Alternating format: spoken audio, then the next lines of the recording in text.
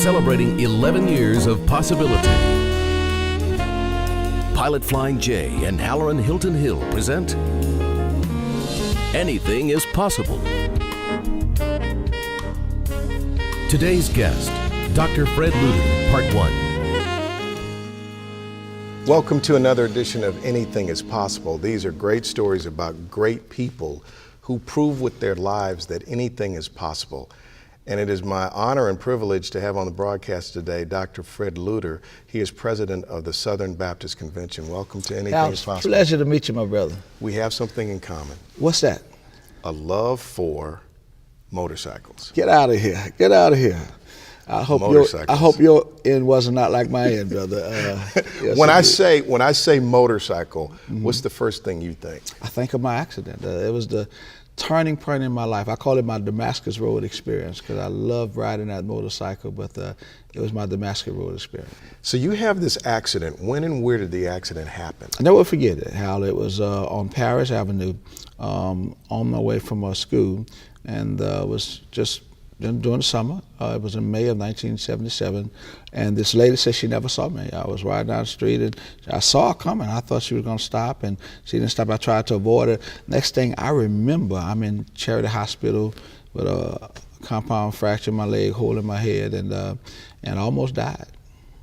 So as you're in that, now where were you in terms of your faith at the point of that accident? I was a church goer. I used to go to church. My mom made me go to church. I tell people all the time, my mom gave me my first drug problem. She drugged me to church, drugged me to Sunday school, drugged me to VBS.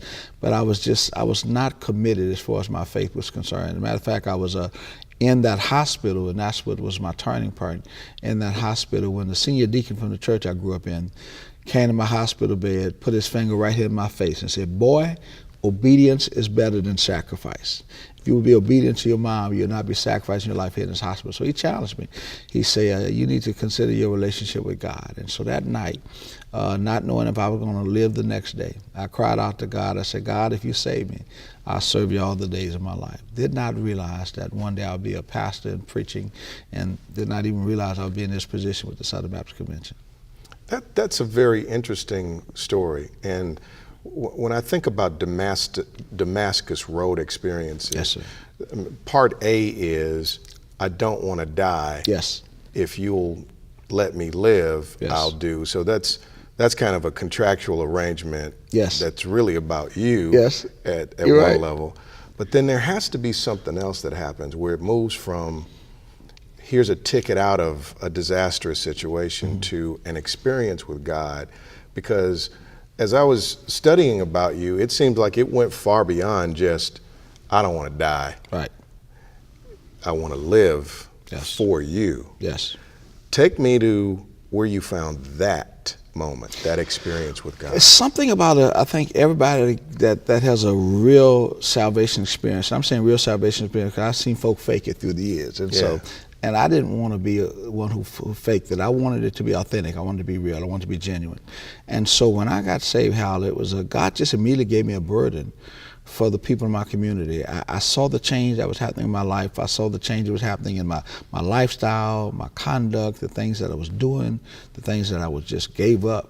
And I said, this is real. And so it was such a joy in my life that I wanted to share it with everybody. That's how I started the street ministry on every Saturday. Yeah, that's what, in looking at my notes, yeah, you were a street preacher. Street preacher, yes, sir. In New Orleans. In New Orleans, man. In New Orleans. Yes. Help me get it right. New Orleans. That's a long way from where you were. And did anybody think that you were just cuckoo for Cocoa Puffs? Yes, no doubt about it. They thought I had this, you know, when people go to prison, they go to jail, they go to where they have this religious experience, right. God, if you get me through this. And they thought I was going through that same thing. They thought I went through this accident, I made a deal with God, and as soon as I got back on my feet, you'd be back to... Yeah, I'll be back to the same old things. But man, I'm still involved in it. And there are people that come to my church today and say, "Man, I remember you on that street corner." But what were you preaching on the street corner? You're not an ordained minister. Who do you think you are? Fred Luter, motorcycle guy? A believer, man, but just on fire for God. What were you preaching? I had such a vigor for God. I felt like I can go to hell with a water pistol and do a drive-by. I was on fire, man, and I just wanted everybody. I want all my partners to be saved, Butch and Coon and Roy and Black and Bubba. I want all those guys to know the Jesus that I knew. So I'll be on that street corners, and I would just take my Bible. Give me a piece of a sermon. Well, I started singing a song first. I never was a good singer, but I just. So what would you sing? Get the people attention, like Jesus, Keep Me Near the Cross, Amazing Grace, How Sweet, just songs that people knew, and just to get their attention. All right. And once I would get their attention, I would just pick out a scripture like John 3:16 that everybody knew, and just talk about the love of God. All right, so street preach just a little bit for me right now. Well, it's kind of difficult because it's. You got to be there. I got to be there in the motion, but I would just challenge folk. Hey, folk, Jesus loves you, man. I don't care what your situation is. I don't care what you're involved in. I don't care what you're doing. Jesus loves you. He loved you so much so that he gave his son, Jesus Christ, to die on the cross for your sins so that you might have a right to the tree of life. I don't care your background. I don't care what you're doing. I don't care how far down in the pit you are. I don't care how dark your past or how dim you think your future is. I want to introduce you to somebody that can literally change your life. He did it for me. And if he did it for me, he'll do it for you. So I gave that message. That was my word. On the street. On the street corner. Didn't wait for a church, didn't wait to be ordained, didn't wait to go to seminary. I had no clue all of that was going to happen later on. I had a zeal for God. I really did. Who were your friends again? Bubble, T-Joe, Coon, Roy, Black, Taylor, all my partners. What did they? They thought I was crazy. What did they say to you? They said, Fred, what's wrong with you, man? What's wrong? Oh, you was in a motorcycle accident. I said, no, guys, I asked Jesus Christ to come into my life. I made a deal with God. I said, God, if you save me, I'll serve you all the days of my life. I said, but Fred, come on, man, you done changed on us, man. We're not hanging out together. We're not running with the wind. We're not drinking the Thunderbird and Boone's Fall. We're not. So what's God? I said, man, there's a change in my life. I said, God has changed my life, and I want you guys to know the Christ that I know. And they thought I was going through a phase. They thought, just like a lot of people, it's just a phase I'm going through. He's going to get over it. Once he gets back to his senses, he'll be back on the streets with us again. Didn't happen. Why don't we take a break here? All right. Come back in just a moment. My guest is Dr. Fred Luter. He's president of the Southern Baptist Convention. How did he get from the street corner to being president of the Southern Baptist Convention? You'll find out coming up. Possibility powered by Pilot Flying J, Covenant Health, Home Federal, and the Knoxville News Sentinel. Coming up. When I was considering running for this, every media outlet, everybody in the interview would say, why does a black man want to be president of a convention that was started as a result of slavery? Welcome back to Anything is Possible. I'm Halloran Hilton Hill, and my guest is Dr. Fred Luter. Who would have thunk it, man? You were preaching on street corners. In Nolens, Louisiana. In Nolens, Louisiana. I tried to get you to sing. You're like, I'm not even. Yeah, I ain't gonna get it. I ain't gonna get it. I ain't gonna get it. You don't want that on tape. I ain't gonna get it. Not on tape. Man. But you're on street corner, yes, and sir. you end up being a full-time pastor. Would you kind of walk me from the street corner to being an ordained minister? Oh, I was, for whatever the reason, people start talking about this young guy on street corners in New Orleans, preaching on street corners. And I accepted my calling to the ministry after talking to 3 pastors that I really had trust and confidence in about. Something's going on in my life. I don't know what it is. Tell me about, how do you know you're called? And I talked to 3 guys that I respected, 3 pastors that I admired, and each of them literally told me, well, everybody's calling is different. I thought it was a formula, this, that.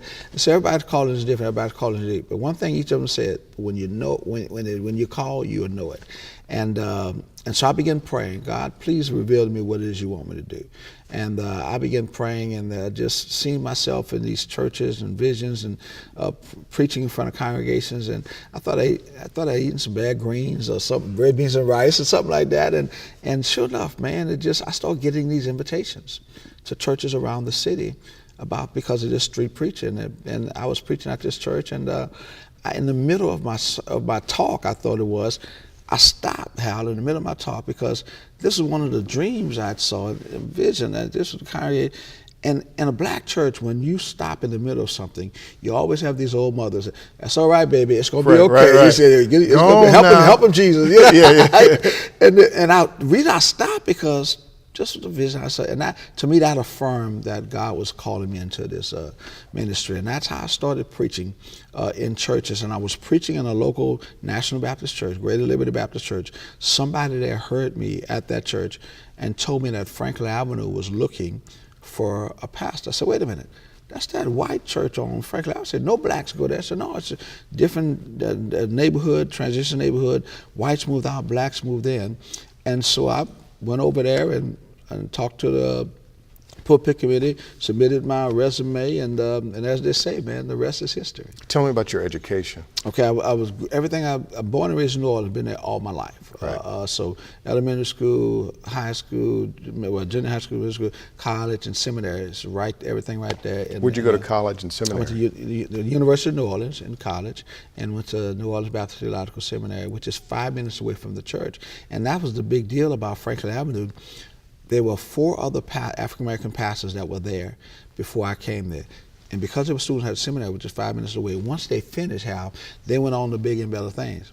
I didn't have nowhere else to go. You stayed. I stayed, you know. And so that's how I wound up at Franklin Avenue Baptist Church. So you grow this small congregation. I mean, Started out with 50 members. 50 members. Yes. But you had this outreach. You wanted to get men in the church. Yes. And I forget the acronym that you used, but you had family, relative, what was it called? It's called frangelism. Frangelism. Friends, relatives, associates, and neighbors.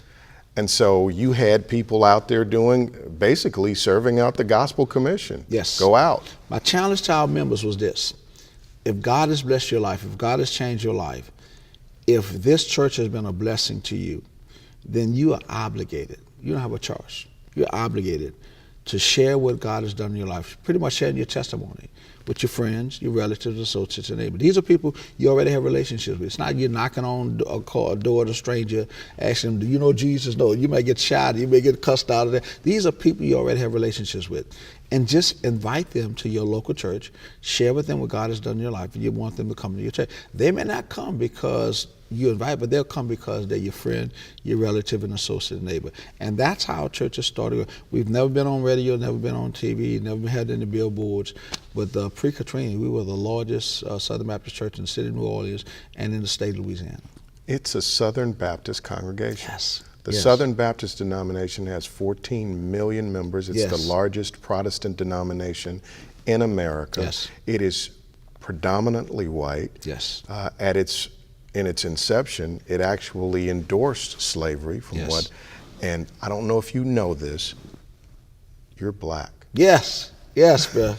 And that's the amazing thing. When I was considering running for this, every media outlet, everybody in the interview would say, why does a black man want to be president of a convention that was started as a result of slavery? What did other black ministers say to you? Well, I was called all kinds of things, man. When I first became pastor of this church, I was called Uncle Tom, puppet on a string.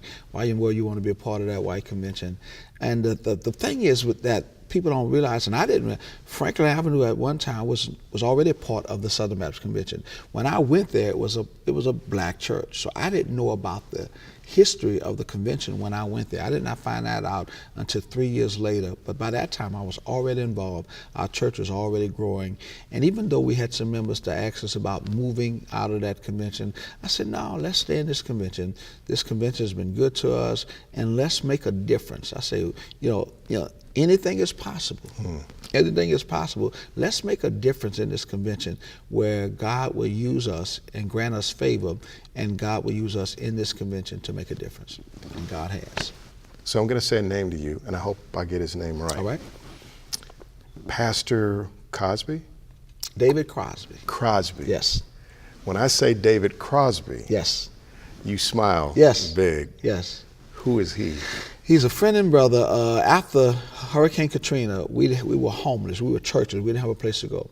First Baptist Church is one of the few churches in the city that did not flood, and David is a pastor of that church. I called David and asked him about allowing us to use his church for early morning service. His service started at 9:30. We wanted an earlier service because I already had started a church in Baton Rouge that I had to be at. And so I asked David, can we get there at 7:30 for a 1-hour service. He didn't think it was possible for a black church to have a 1-hour service, but I proved to him that we could do it. And he became a dear friend and brother. Our churches combined, his women and our women did Betmore Bible studies, his men and our men did Saturday morning prayer breakfast, and David and I got closer than we ever been before, to the point that when I was considering running for the position of president, I asked David to nominate me. You know what, as I was looking over the arc of your story, and 30 minutes is not near enough time for us to really delve into and explore the depth of your story, but I saw a certain connection between devastation Yes. and destiny. That's good. Right? So you have a motorcycle accident. Yes. And it puts you in the path of God's will. Yes. And then you have a hurricane, and it puts you in a relationship that ultimately starts to push you in a bigger direction. I want to talk about devastation and destiny when we come back. Okay. My guest is Dr. Fred Luter. He's president of the Southern Baptist Convention. He's from Nolens. It's not New Orleans. It's Nolens. Nolens. We'll be back in just a moment.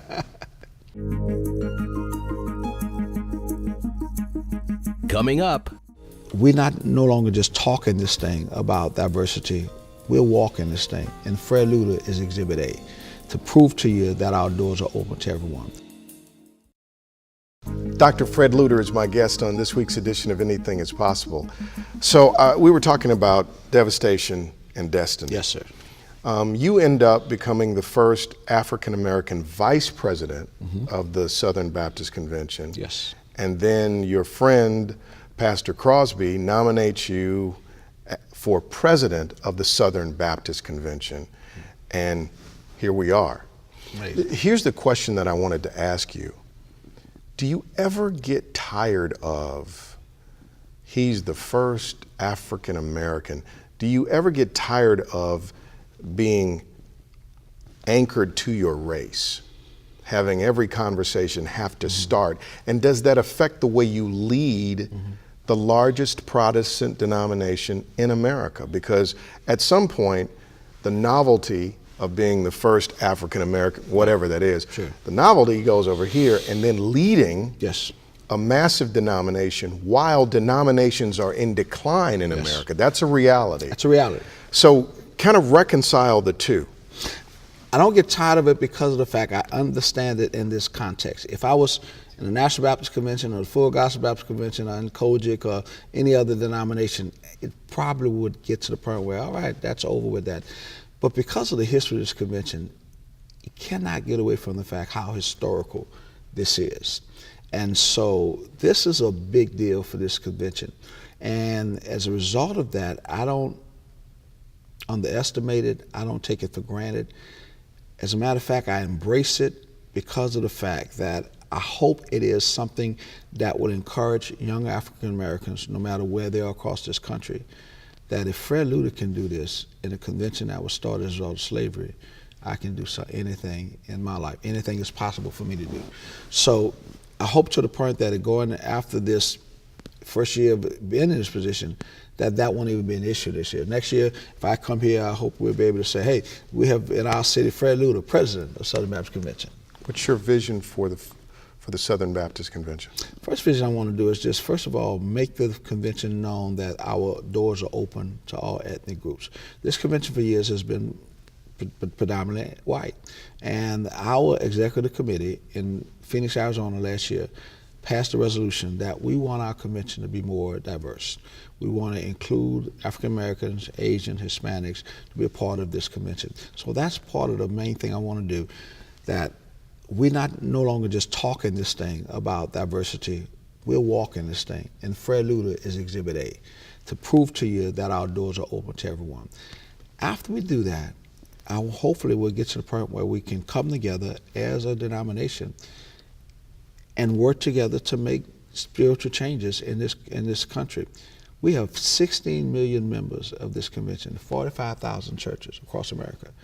We should be able to make an impact in our cities and our communities to change the culture because of the fact that here's a group that hopefully is living out what they're talking, living out what they're preaching, and will ultimately become the light and the salt that Jesus talks about, being lights in a dark world and salt and a low and saltless society. So much so that we'll see the change, not only in our church, but in our communities, in our homes, in our families, and ultimately in our country.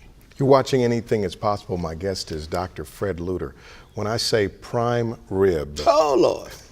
Yes, sir. Why'd you get to grinning? Because I'm not thinking about something at Ruth's Chris Steakhouse, man. Prime rib, that's how one of the names that I affectionately call my wife Elizabeth. Yeah, to give it all to you, Hal, the love of my life, the apple of my eye, my prime rib, my good thing. That's how I describe her everywhere that I go, man. And where'd you meet, and how long have you been married? She's the most influential person in my life. We met in 8th grade. And in New Orleans at our junior high school. We started dating in 11th grade, got married in October of 1980,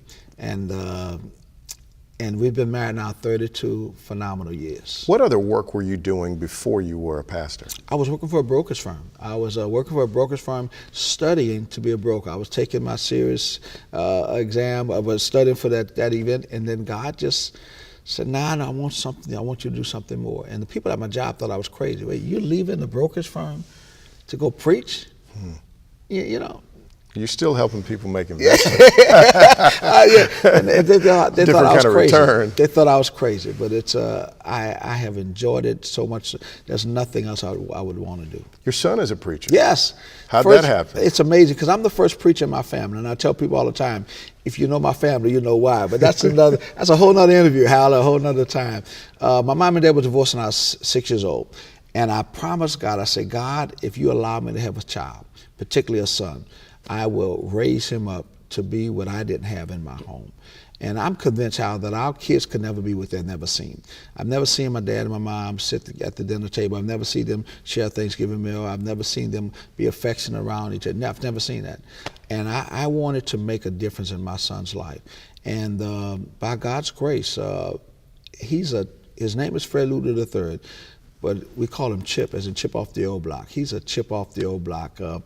If you see him, if you hear him, if you talk to him, you think you're talking to me. God honored that request that I prayed a long time ago. So I'm excited to say that to you, and to say that anything is possible in the life of a dad who really invests in his kids, that they can be what you would desire for them to be. One episode of Anything is Possible with you is not enough for me to jump into what I really want to get into. Okay. Would you mind coming back next week? I would love to do.